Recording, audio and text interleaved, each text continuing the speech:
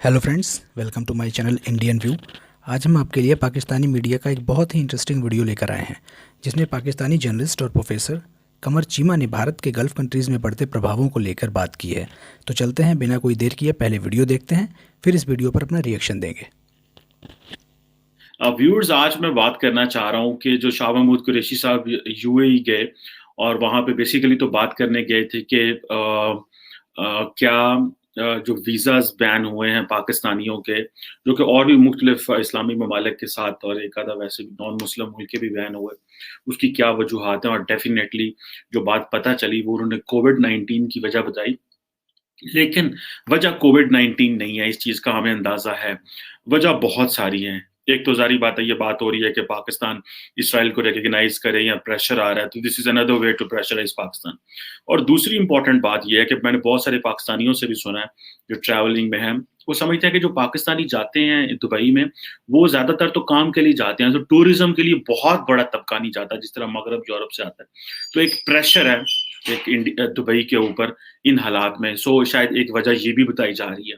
लेकिन मैंने यहाँ से सुना है कुछ और लोगों से भी कि उसकी एक वजह ये भी है कि वीज़ाज़ मिल रहे हैं, लेकिन फैमिलीज़ वीज़ा 50-50 मिल रहे हैं। But anyhow, leaving that aside, आज सुबह शाह महमूद कुरैशी साहब ने एक प्रेस कॉन्फ्रेंस की और मुल्तान में, और उन्होंने कहा कि और जो मुझे बड़ी हैरानकुन बात है मेरे लिए, कि आज भी जो 60-70 साल पहले पाकिस्तान की फॉरेन पॉलिसी का स्टाइल होता था, वो आज भी वही है।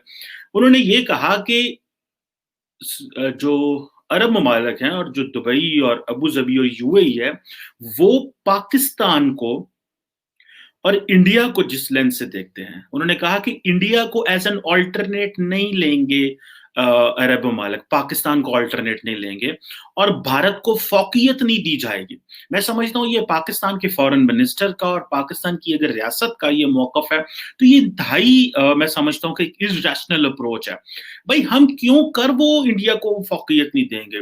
वो फौकियत दे चुके हैं। मेरा ख्याल है कि हमें शायद इन चीजों की समझ नहीं आ रही। इंडिया में तो कोविड-19 केसेस ज्यादा है हमसे, लेकिन वहां पे तो कोई बैन नहीं लगा। सो इंडियन जो जो अरब ममालिक है, वो क्या देख रहे हैं? वो सिर्फ और सिर्फ मार्केट को देख रहे हैं, और वो समझते हैं कि जो पाकिस्तान है ये तो उस तरह नहीं कर रहा। अब मजे की बात बताऊं, आपको पता है कि जो इंडिया जो है, उसकी जो बायलैटरल जो ट्रेड है अरब ममालिक के साथ, जो जीसीसी के साथ है, वो तकरीबन तकरीबन 130 अरब डॉलर के करीब है। अब और पाकिस्तान की जो बायलैटरल ट्रेड है, वो ऑलमोस्ट कोई 12 अरब डॉलर या 13 अरब डॉलर के करीब है। इंडिया तकरीबन 80 अरब से डॉलर से ज्यादा रेमिटेंस लेके जाता है मिडल ईस्ट से इंडिया में, और पाकिस्तान में तकरीबन को 12 अरब डॉलर रेमिटेंस आता है। सो अगर हम ये बात करें कि क्या वो ऑल्टरनेट है, अभी आपको पता है कि जो इंडिया के जो चीफ ऑफ आर्मी स्टाफ हैं, जनरल नरवाने, वो सऊदी अरब गए हुए थे। उनका यूएई का भी प्लान है। ये पहली दफा हो रहा है कि ये इतने बड़े लेवल पे मुज़ाकरात हो रहे हैं, डिस्कशन हो रहे हैं। मेरा ख्याल है कि पाकिस्तान को थोड़ी अपने आप को रैशनल माइंड से सोचना होगा। जो अरब्स हैं, वो डेफिनेटली इस चीज को समझते हैं कि हमें और खासकर जो लीडरशिप है इस वक्त, जो यंग लीडरशिप अरब ममालिक में बैठी हुई है, वो समझते हैं कि पाकिस्तान मिसफिट है। पाकिस्तान हमें आज भी 50 साल 40 साल पहले वाले लेंस से देख रहा है, जबकि दुबई, अबू धाबी, ये सारे जीसीसी के ममालिक बिल्कुल एक नए फ्रेमवर्क के साथ दुनिया के साथ इंगेज हो रहे हैं।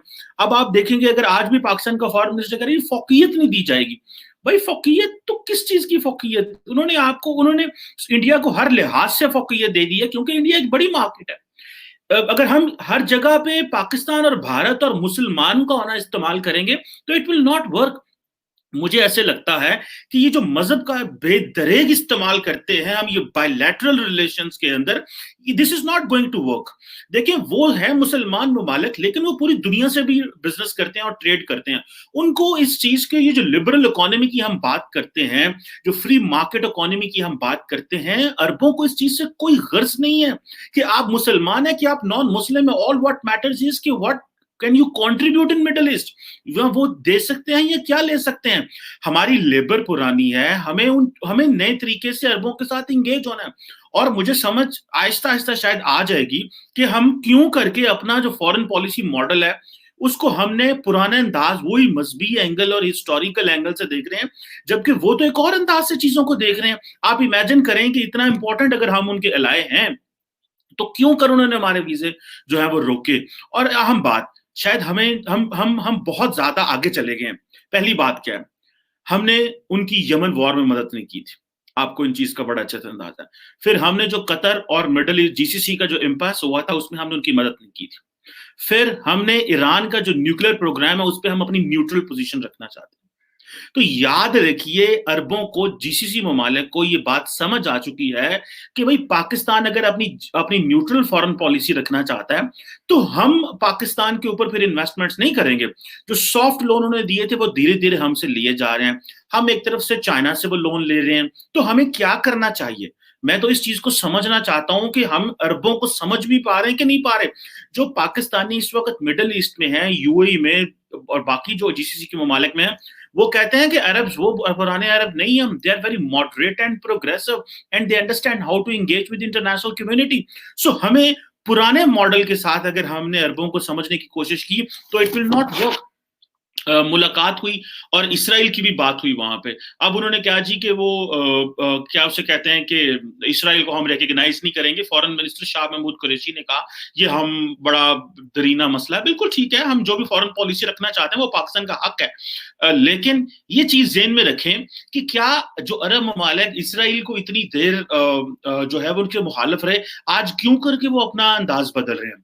क्या हमें रिवाइज करना चाहिए? अमेरिका ने 50 साल बाद क्यूबा के साथ मामला ठीक कर लिए, अमेरिका ने ईरान पे इतने सालों सैंक्शंस लगाए लेकिन अपने मामला ठीक कर लिए। गो के ट्रंप ने आकर उसको रिवर्स कर दिया बिकॉज ऑफ हिज ओन उसकी पॉलिसी है, उसकी बात कभी बात करेंगे। सो हमें इस चीज को देखना है कि हम हमेशा दुनिया को एक ही लेंस से, मजहब के लेंस से, इस्लामिक लेंस से दुनिया नहीं चलती।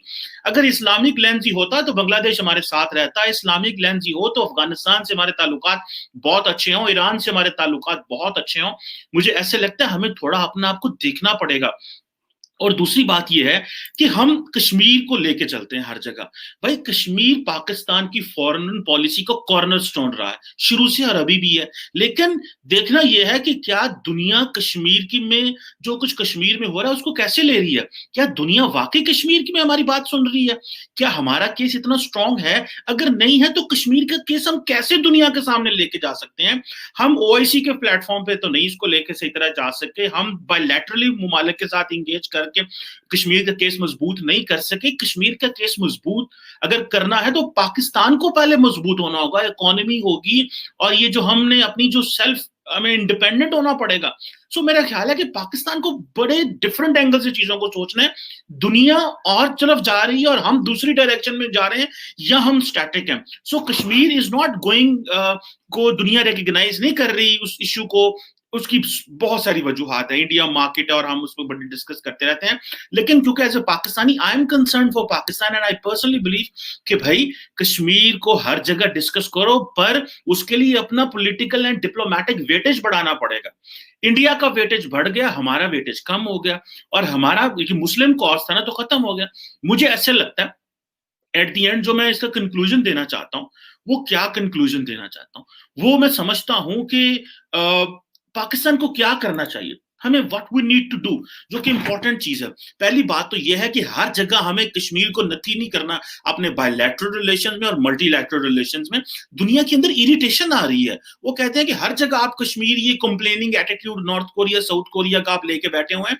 सो मेरा ख्याल है ये जो बायलैटरली हम दुनिया को इंगेज करना और खासकर मुस्लिम वर्ल्ड की बात कर रहा हूं, इसको हमें थोड़ा और तरीके से देखना होगा। अगर हमने कश्मीर को हर जगह लिंक कर दिया तो हमारे बायलैटरल रिलेशन सफर होने का खर्चा है, जो कि मुझे नजर आ रहा है, जो कि बहुत जगह पे हुए हैं। पहली बात जो कि ओआईसी में हमने देखा, बल्कि हमने ओआईसी के साथ कश्मीर को इतना आगे ले गए कि बायलैटरल और मल्टीलैटरल रिलेशन जो है उसमें कंप्रोमाइज हो गया। One thing.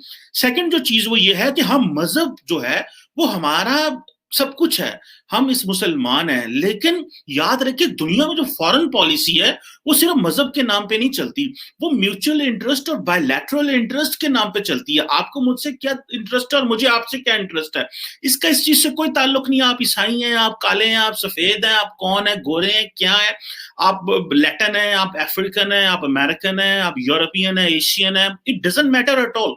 All what matter is an interest, आपका सेल्फ इंटरेस्ट, और ये सेल्फ हेल्प पे दुनिया चलती है। सो फ्रेंड्स, अब हम इस वीडियो पर अपना रिएक्शन देते हैं।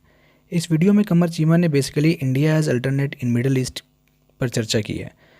तो यह बात गलत नहीं है कि भारत अब जीसीसी कंट्रीज़ में अपने अवसर तलाश कर रहा है। जैसा कि हमें पता है कि भारत दुनिया में सबसे बड़ा हथियारों का इम्पोर्टर रहा है।